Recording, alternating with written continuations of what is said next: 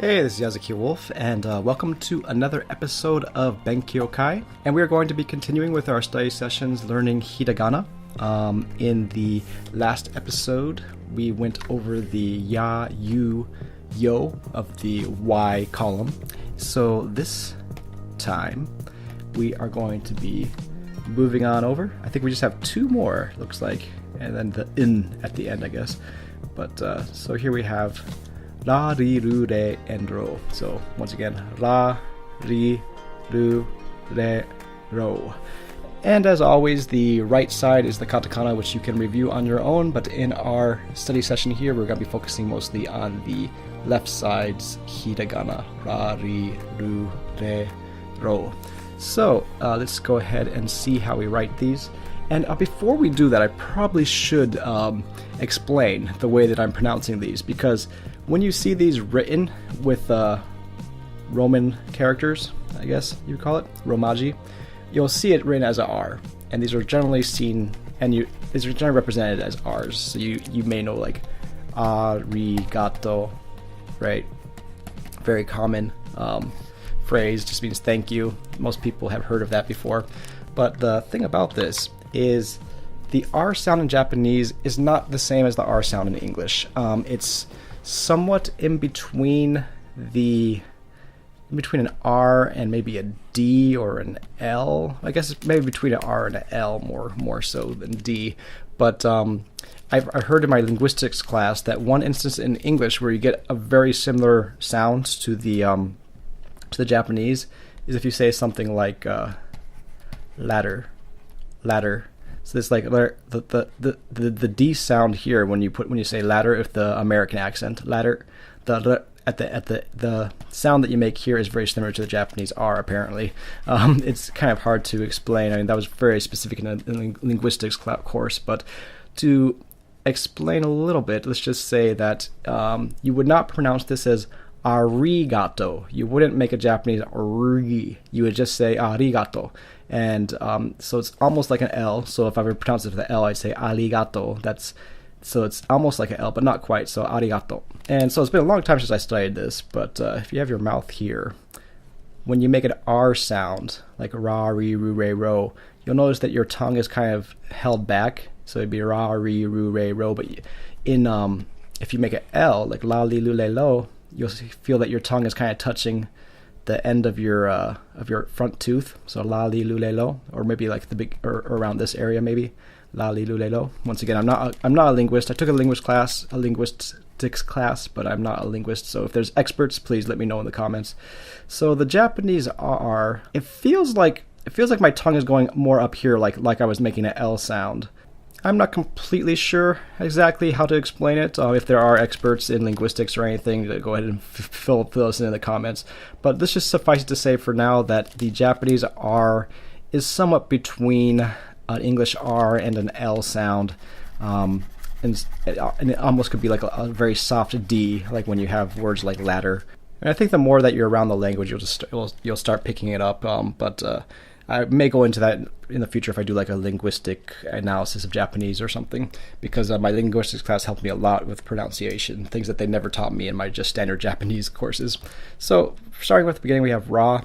Sorry, I said in the English ra. So starting from the beginning, we have ra, which order of writing is 1 and then 2. So 1, it's kind of flowing into the next part like that. That's the kind of flow of your brush strokes, but you're going to be lifting off the page, so it's like that. So you have ra, make it maybe a little longer, I don't know. Ra, and then li. Now you see this li here, it is completely attached. You won't always see it attached like that, but this is the way that your brush stroke would go. You're going down and then up and around. But you kind of want to lift off the page in the middle, so you're getting something probably more along these lines. And then maybe there's like a little connection there, something around like that. So la, ri, and then ru. It's just like almost like writing a number 3, but then just having a loop at the end. Probably should move down a little bit more, so like that. La, ri. And that's just one stroke altogether in one go. La, ri, ru, and then ro. It's le. Le is also fairly similar to I think we did before. It was ne, except for instead of having the squiggly at the end, the squiggly pigtail, you swing it around the other way. So it's 1 and then 2. And so if you can see this, the first stroke is just going down, and the second stroke you're actually kind of going down and up and around like that. And then you combine the both of them to get that. So that's le. And then we have ro. And ro is just one stroke. Basically the same as ru, except for without the little swing around at the bottom. Alright, so that's how you write it. Now let's look at some examples of how you might use these in words and sentences. Alright, and starting toward the top, we have kurai. Kurai. And kurai means dark. So for example, it just means dark. It could be dark outside. It could be maybe your monitor screen on your computer is dark. So let's go with the monitor screen and say pasokon, which is actually the word for computer in Japanese because it's short for personal computer. Personal computer becomes pasokon. Pasokon no monitor. Monitor is monitor, of course. Pasokon no monitor ga nazeka kurai kara. So because for some reason my computer monitor is dark. Oop, I made a mistake here. This is actually supposed to say. It's actually supposed to say soro. My bad. So soro. Atarashi no o kao kana. So パソコンのモニターがなぜか暗いからそろそろ新しいのを買おうかな. My computer screen is dark for some reason, so I think it's about time for me. I'm thinking it's about time maybe for me to buy a new one. Soro is used a lot in Japanese to just mean like it's about time, or maybe it's thinking, yeah, I guess it's like about time. It's kind of hard to explain. I don't think we have the equivalent in English, but atarashi no o kao kana, like atarashi is new, kao is buy, and kana is like sort of like you're thinking about it. Like maybe I'll buy a new one. And next up we have oriru. Oriru. And oriru means to get off in terms of like getting off of a train or a bus or I think even like a car. So like in English we would say get out of the car, but in Japanese they still use oriru. So you see this a lot in your transit experiences. So first example, we may say, they may ask a question, Nani eki de oriru no? And this is informal, once again, nani eki. So nani, remember, that is what? You may recognize that kanji, but you should remember the word nani. So nani eki. Eki also was another one of our words, so you probably should remember that as well. Nani eki de oriru no? Oriru means to get off. What station are you getting off at? You might say something like tsugi no eki de oriru yo, like I'm getting off at the next station, or this is actually is also quite useful if you're on the train and it's too crowded and you have to get off, and like there's people in your way and you just can't get to the exit. You don't want to say oriru because that's informal. You want to say the formal version of it, which would be orimasu. So it'd be orimasu. Like I'm getting off. Just to let people know, please make way. You also might want to excuse yourself and say sumimasen orimasu. Like just to let them know that, excuse me, I'm getting off the train. Please make some room, because you may know that the trains in Tokyo in particular can be extremely crowded, packed like sardines. Just look it up on the internet. Trust me, it's an experience. So moving on, we have taberu, which means eat. And we've used this in a number of sentences before, but I'm just so excited that we finally learned the kana for ru, because this is actually a common ending to verbs. So a lot of times when you see this at the end of a word, it probably means that it's a verb. And you may notice, like, to get off a train, oriru, that's a verb. Taberu, that's a verb. And we're going to go over a bunch of other like ru verbs as we continue. But at any rate, let's think of an example for taberu. Taberu toki ni gatsuri taberu no ga suki. So I'll say it a little slower. Taberu toki ni gatsuri taberu no ga suki da.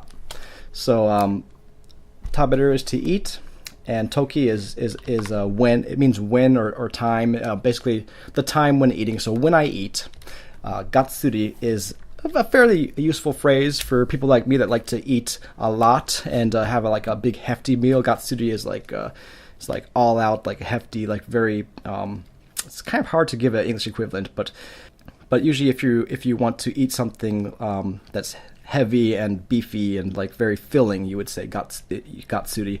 At any rate, gatsuri taberu no ga suki da. And so this is just saying that I like when I eat taberu toki ni I like, so suki da, I like to eat a lot, or I like to eat until I'm full, basically, is the kind of nuance behind it. And so related to eating, we have reizouko, which is a refrigerator. So, as an example, 新しい冷蔵庫を買ったけど食べるものがない。新しい冷蔵庫を買ったけど食べるものがない。I bought a new reizouko, I bought a new refrigerator, but I don't have anything to eat. So, not the best trade-off.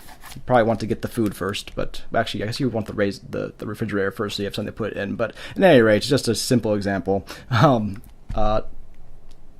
We got taberu once again, and we also have reizouko. Sorry for the little dash there. Reizouko. All right, moving right along. Kurou. So kuro. Kuro is struggle or like hardship, and it's usually matched with suru. So I'm skipping ahead a little bit, but you see at the bottom we have suru, and this just means to do. And often you would pair that with a noun. So kuro by itself, you see it's just two kanjis. This is a noun. And in Japanese, in general, when things are just kanji, it's a noun. In order to turn it into a verb, you need to have it needs to be possible to conjugate it, and to be able to conjugate it, you need to have something added to the end. So that's why up above you have the kanji for eat, but it has hiragana after it. You have the kanji for, I guess, to drop or to get off, and then you have the kanji after it. You have and that's because, I'm sorry, the hiragana after it. And that's because the kanji is telling us the meaning, but we need the hiragana in order to conjugate, in order to morph the verbs into its different forms in Japanese. And we'll get more into that in the grammar section. But just suffice it to say that struggle by itself is a noun, but you could add suru to turn it into the verb to struggle. So if it was kuro by itself means there is a struggle, but kuro suru would be to struggle, and you'll see that very often in Japanese.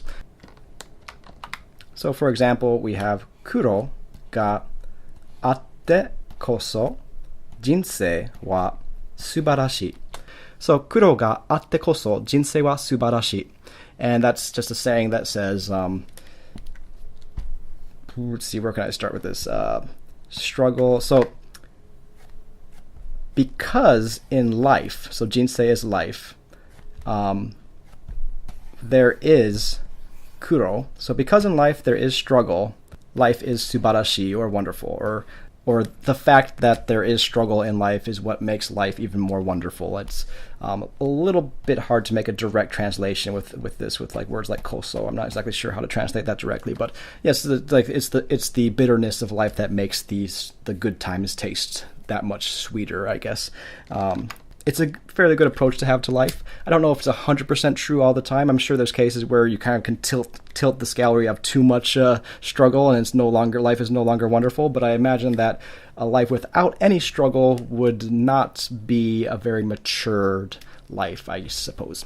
So let's move on. We have kiru, which is kiru, and that means to cut, and that could be all types of things. You can cut paper. You can cut. You can even kind of abstract concepts. You might say like to cut off one sort of thought and to move on to something else. Like there's a lot of ways. Kiru's used it a lot, and also for people. If you read manga, especially manga that has like samurai or people that use swords. So let's give you a kind of on the nose example here. here we have. You may know who this guy is. He is somewhat famous among people who are interested in Japan and Japanese, but 俺もお前のところに行くとしよう。俺もお前のところに行くとしよう。So let's have it that I will go to your place. I will go to where you are as well. I'm going to go where you are, right? お前を切りに. And now, this isn't. You may be able to recognize that this is the same kanji that we just saw for kiru, but instead of saying ru, it's ri, and we'll get into grammar in the future to explain why that changes. But for now, let's just say that what he's saying is, I'm going to go to where you are, and I'm going to go there to kill you, basically. But instead of kill, he's saying kiri, which means basically to cut you down, and the nuance is that he's cutting him down with a sword or with a knife or whatever it is. But you'll see a lot of times in manga, and like especially in these sort of like samurai ninja type of settings, that people, instead of saying I'm going to kill you, they'll say I'm going to cut you, basically. But they're saying it with the intent that is to kill the person in a way, more or less. So look out for that if you're reading if you start reading manga in Japanese. But now for a slightly more grounded example. You may ask someone, 野菜を切る時のコツを教えてください. So, 野菜を切る時のコツを教えてください. So, 教えてください. This is very common. It means please teach me. And